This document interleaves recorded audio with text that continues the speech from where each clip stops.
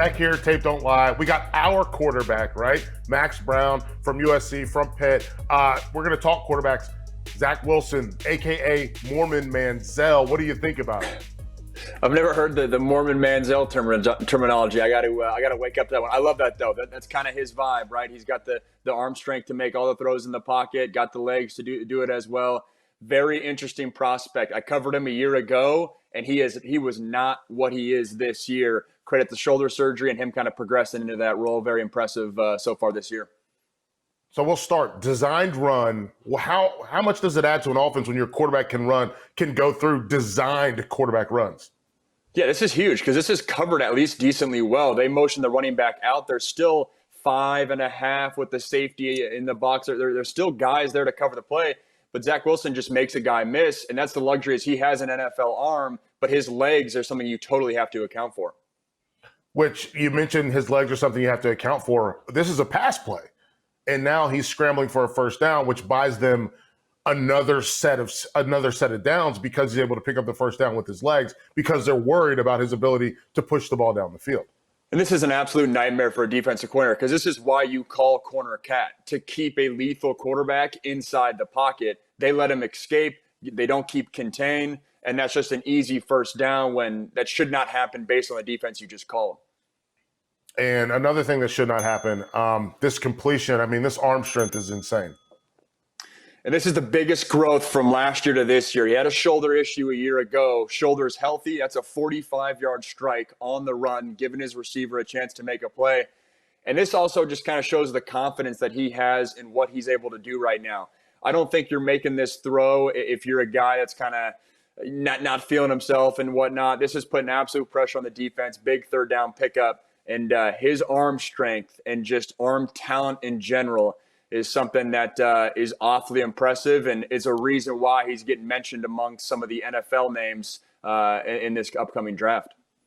Yeah, the way that he's able to make this throw and drop it down, and it's low and away, and we're going to get into another low and away throw in a second here, but I love what he's able to do because he evades in the pocket and then he makes things happen. But I love this one, and we're going to pause it here.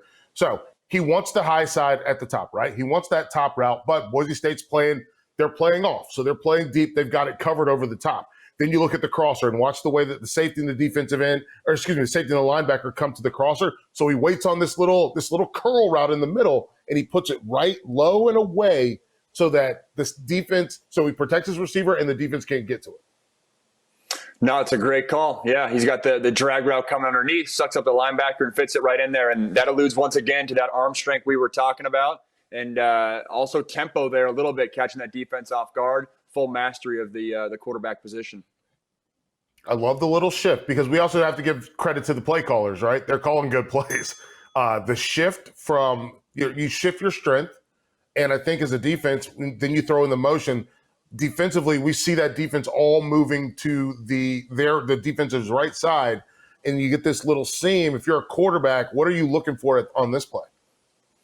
The one high free safety. Watch Zach's eyes right here. He does the ball fake, and there's action to the right? The defense is left, and the second that free safety flips his hips towards the field, he knows he's won because there's no way you're going to get the hips back towards the boundary and be able to defend this tight end. It's a great job with the ball fake. That's why that ball fake's there, and it's a great job quickly with his eyes, knowing he doesn't have to hang there long. He's just got to get the defense flowing that way and come right back there and drive a strike and put it right on his tight end. Great execution by the unit, and I'm glad you shout out the offensive coordinator because it's a hell of a play call as well. Yeah, they're calling the good plays, right? And I think it's awesome. We're seeing so many teams not do that. So last thing here for this segment, BYU, Cincinnati, Liberty. Let's take Cincinnati out because we know what happens with them if they go undefeated. They go to the group of five, the main bowl game. At the minimum, they might be in the playoff. But BYU and Liberty, what is it for them? These two teams that are undefeated but independent. Yeah, it's an uphill battle for sure, just based off strength of schedule. To me, I put them in different pockets. I think BYU has a better stance for kind of two reasons. One, brand name as a team. Us college football fans, we've seen BYU be elite at times. It may have been years ago, but we've at least seen that happen. And I think it helps that BYU has this household name in Zach Wilson, or at least he's becoming a household name in college football. So I think that puts them in better position.